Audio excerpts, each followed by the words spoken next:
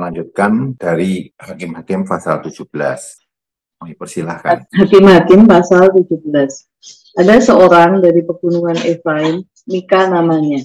Berkatalah ia kepada ibunya, uang perak yang 1.100 itu yang diambil orang daripadamu, dan yang karena itu kau ucapkan kutuk, aku sendiri mendengar ucapanmu itu. Memang uang itu ada padaku, akulah yang mengambilnya. Lalu kata ibunya, diberkatilah kiranya anakku oleh Tuhan. Sudah itu dikembalikannya uang perak yang 1.100 itu kepada ibunya. Tapi ibunya berkata, aku mau menunjukkan uang itu bagi Tuhan, aku menyerahkannya untuk anakku, supaya dibuat patung pahatan dan patung tuangan daripada uang itu. Maka sekarang uang itu dikembalikan kepadanya. Tapi orang itu mengembalikan uang itu kepada ibunya. Lalu perempuan itu mengambil 200 perak dan memberikannya kepada tukang perak, dan membuat patung pahatan dan patung tuangan daripada uang itu. Lalu patung itu ditaruh di rumah Mika. Mika ini mempunyai kuil, dibuatnyalah efod dan terafim, ditapiskannya seorang anak laki-laki yang menjadi imamnya. Pada zaman itu tidak ada raja di antara orang Israel. Setiap orang berbuat apa yang benar menurut pandangannya sendiri. Maka ada seorang muda dari Betlehem Yehuda, dari kaum Yehuda. Ia seorang Lewi dan tinggal di sana sebagai pendatang. Lalu orang itu keluar dari kota Betlehem Yehuda untuk menetap sebagai pendatang di mana saja ia mendapat tempat. Dan dalam perjalanan itu sampailah ia ke pegunungan Efraim di rumah Mika. Bertanyalah Mika kepadanya, engkau dari mana? Jawabnya kepadanya, aku orang Lewi dari Betlehem Yehuda, dan aku pergi untuk menetap sebagai pendatang di mana saja aku mendapat tempat. Lalu kata Mika kepadanya, tinggallah padaku dan jadikan bapak dan imam bagiku. Maka setiap tahun aku akan memberikan kepadamu 10 uang perak, sepasang pakaian, serta makanan. Orang itu setuju untuk tinggal padanya. Maka orang muda itu menjadi seperti salah seorang anaknya sendiri. Mika mentahbiskan orang Lewi itu, orang muda itu menjadi imamnya dan diam di rumah Mika. Lalu kata Mika, sekarang tahulah aku bahwa Tuhan akan berbuat baik kepadaku karena ada seorang Lewi menjadi imamku. Ya. Terima kasih.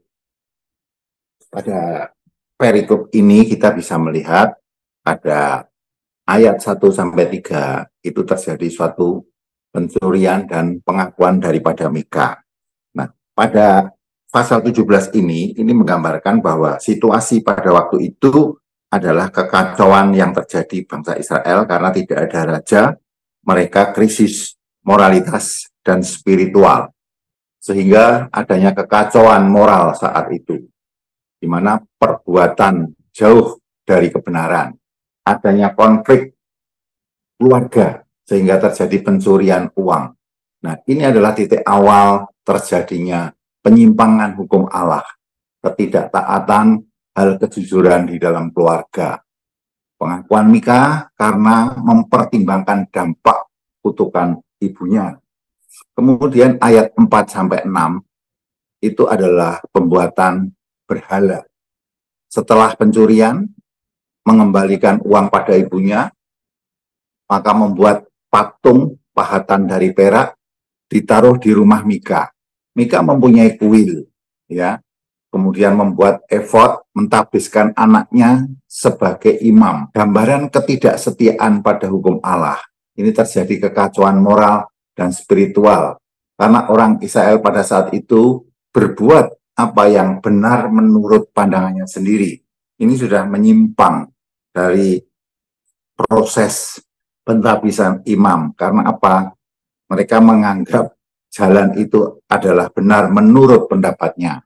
Kemudian ayat 7-13, ini kehadiran seorang Lewi, kaum Yehuda sebagai pendatang. Mika menawarkan orang Lewi tersebut jadi imam pribadinya di rumahnya. Dianggap ini akan membahagiakan sebagai keberuntungan. Kemudian dengan fasilitas gaji, 10 uang perak setahun, mendapat pakaian, dijamin makannya, orang Lewi tersebut setuju untuk menerima tawaran itu tinggal di rumah Mika. Mika mentahbiskan orang Lewi tersebut sebagai imam di rumahnya. Hal ini menggambarkan kebingungan dan penyimpangan dari prinsip imam, orang Yahudi yang benar. Ya, perjanjian ini menarasikan keadaan moral dan rohani yang rusak dan buruk pada masa hakim-hakim jauh dari hukum Tuhan. Nah, kemudian kita bisa lihat selanjutnya dari amanat teks yang ada, ini menggambarkan krisis spiritual dan moral. Orang berbuat sesuai dengan kehendaknya yang dianggap benar. Gambarannya tidak setia terhadap hukum Tuhan, sehingga menimbulkan kekacauan dalam keluarga dan lingkungannya. Ya, tentunya masyarakat ya. Aplikasinya, sudahkah saya dan saudara tetap taat dan setia pada aturan dan hukum Tuhan sehingga menjadi berkat bagi sesama manusia. Demikian uraian dari Hakim-Hakim pasal 17. Ya, terima kasih. Kita responi firman Tuhan pagi ini. Kita ada dalam doa-doa. Jadikan aku rumah doamu, Tuhan. Amen.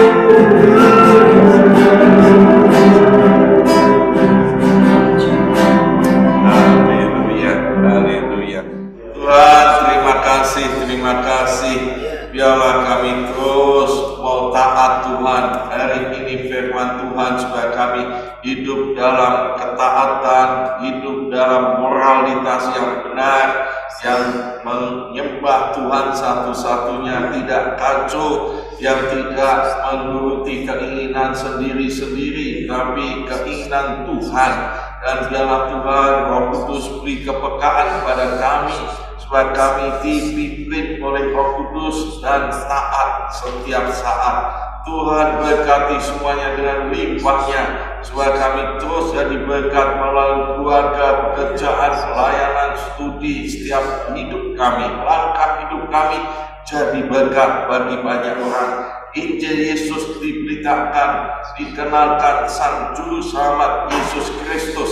Nama Tuhan dimuliakan dan lindungi kami semuanya, tetap sehat dan dijauhkan dari yang jahat, malapetaka, pencobaan maupun yang buruk, supaya kesakitan tidak ada pada kami semuanya. Kami mengucap syukur. Terima kasih Tuhan, terima kasih di dalam nama Tuhan Yesus. Kiranya Tuhan terus memberkati dengan berlimpah.